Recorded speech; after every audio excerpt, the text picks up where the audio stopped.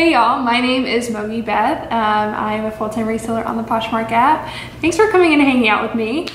Today I want to do something a little bit different today.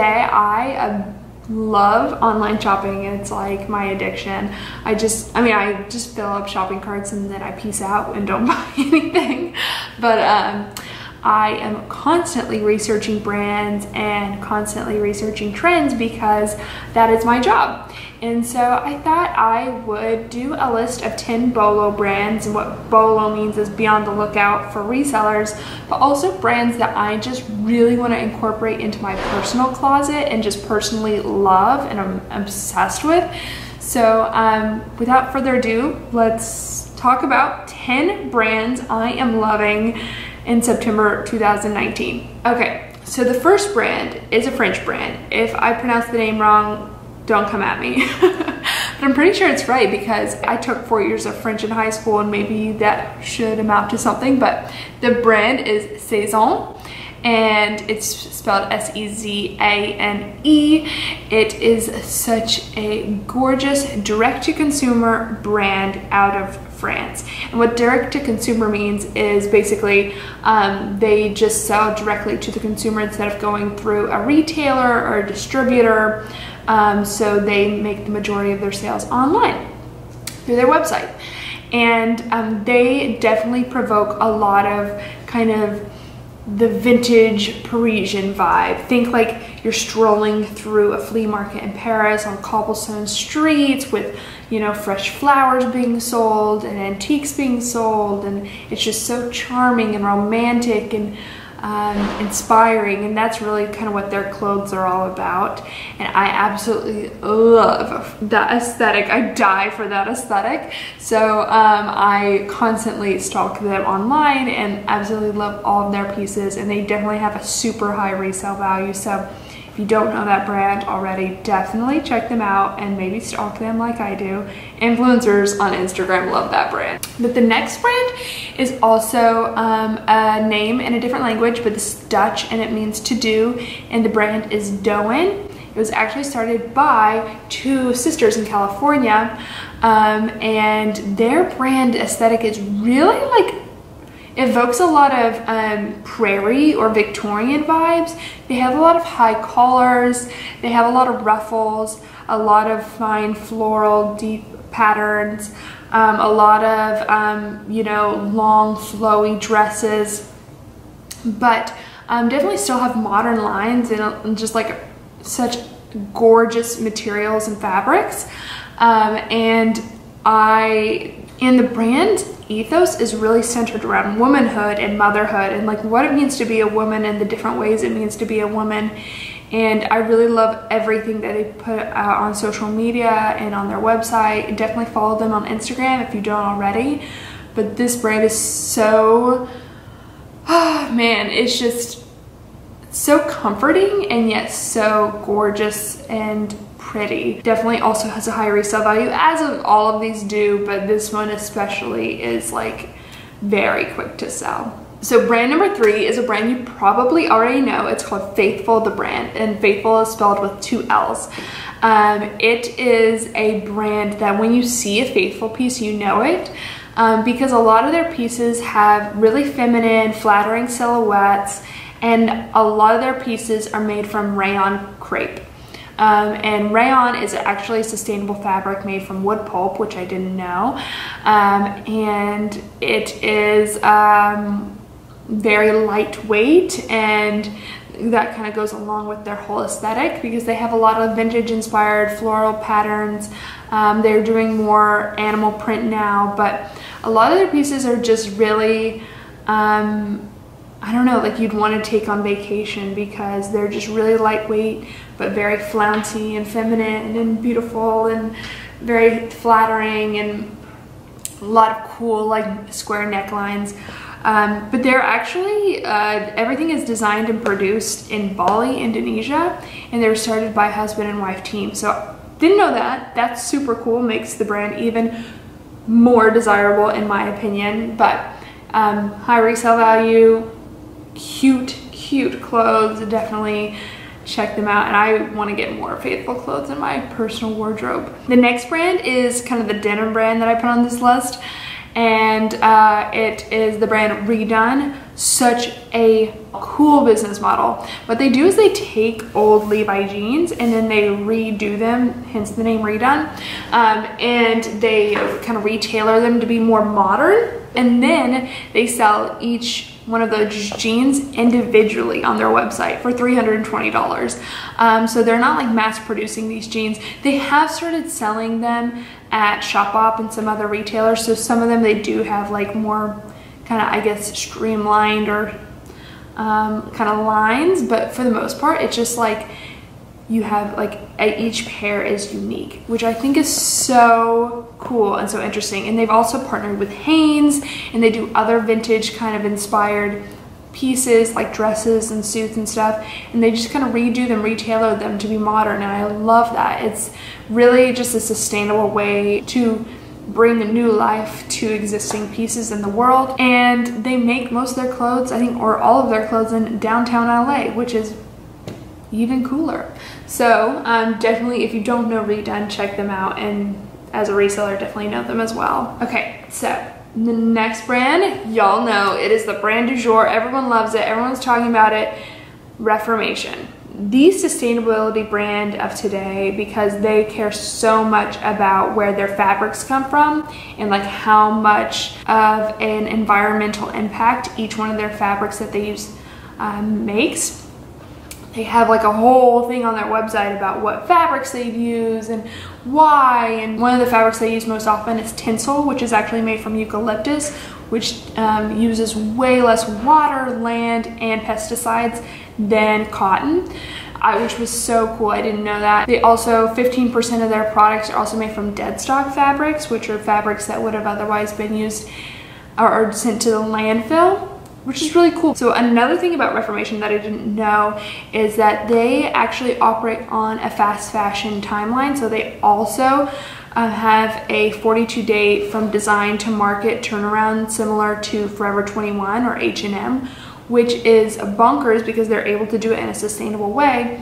But that allows them to be very trend focused, and their brand is definitely trend focused, and it has some of the cutest pieces and some of the cutest prints, really like flirty. I think their clothes is being really flirty, I don't know. So I really like Reformation and want to get more of their clothes in my personal closet too, and of course, as resellers know, it sells quickly, especially their dresses. So the next two brands on this list kind of exist in this price point that's between like, you know, a more accessible price point of like, you know, $0 to $200, and the high-end designers of like Gucci and Chanel, which kind of exist in $1,000 plus.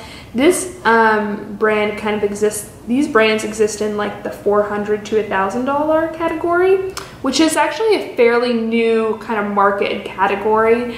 And Harper Bazaar wrote a really good article on this kind of emergence of this like popular sweet spot and price point.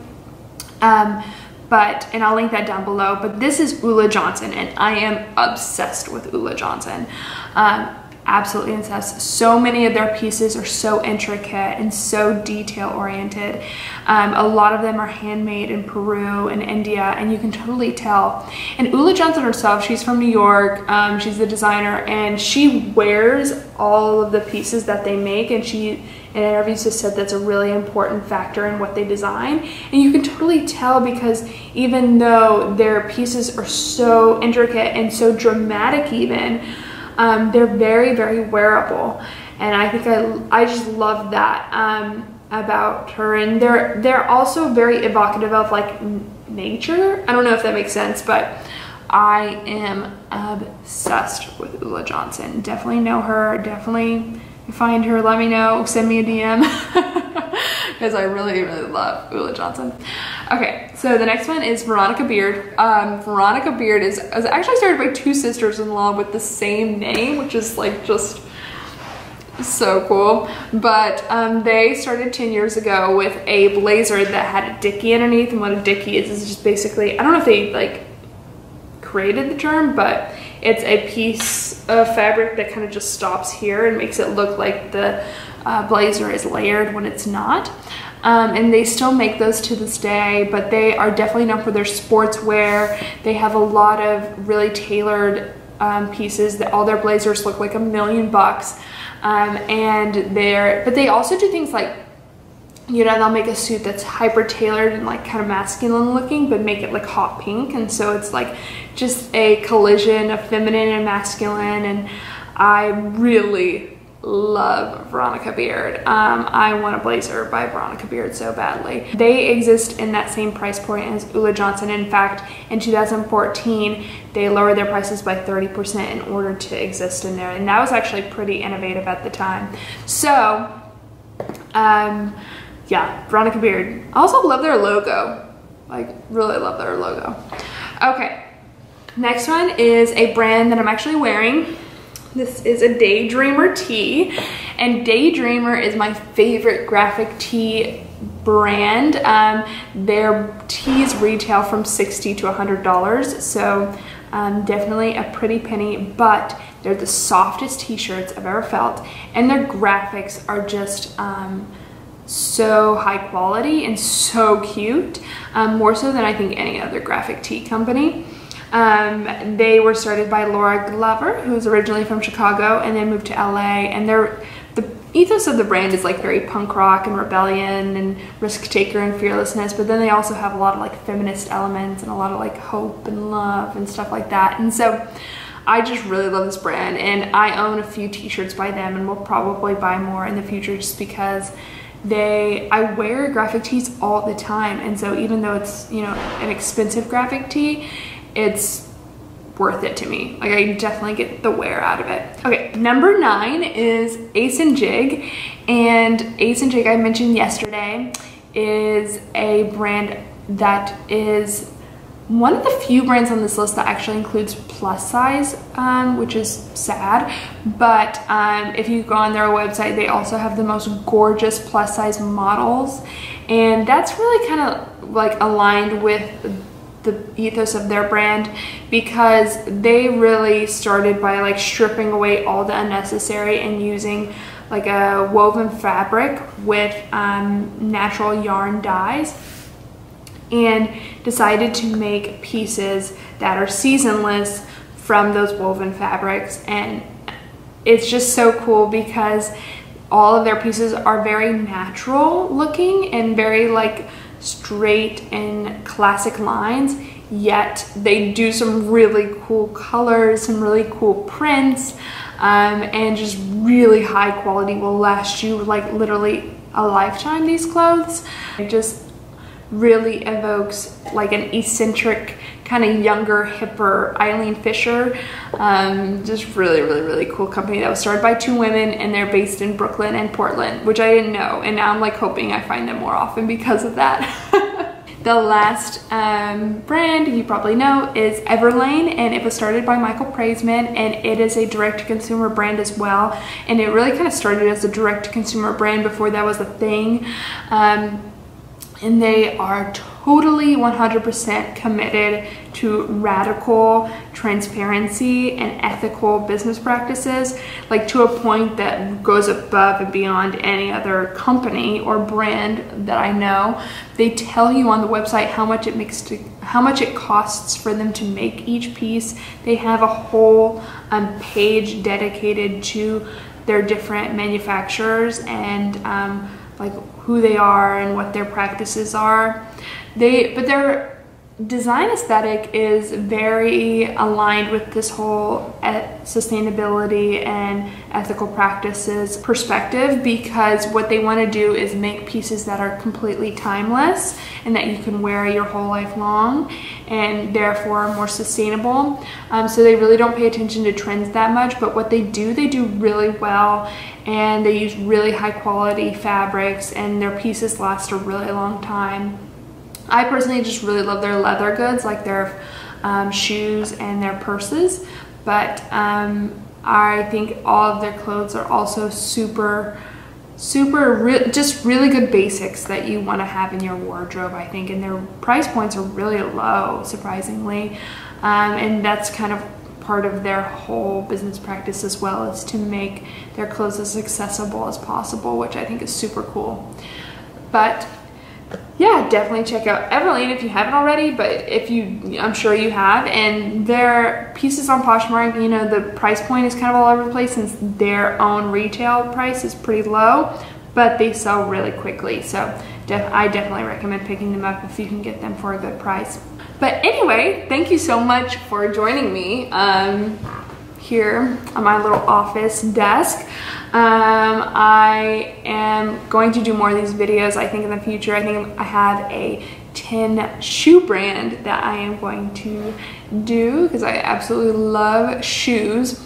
But I'm making a video every day, Monday through Friday, during the month of September. So if you haven't already, subscribe, hit the like button, comment, do whatever you want. Just I love to know that you are here and following along. It means the world to me. So I will see y'all tomorrow. Have a fabulous day. I love you so much. Okay, bye.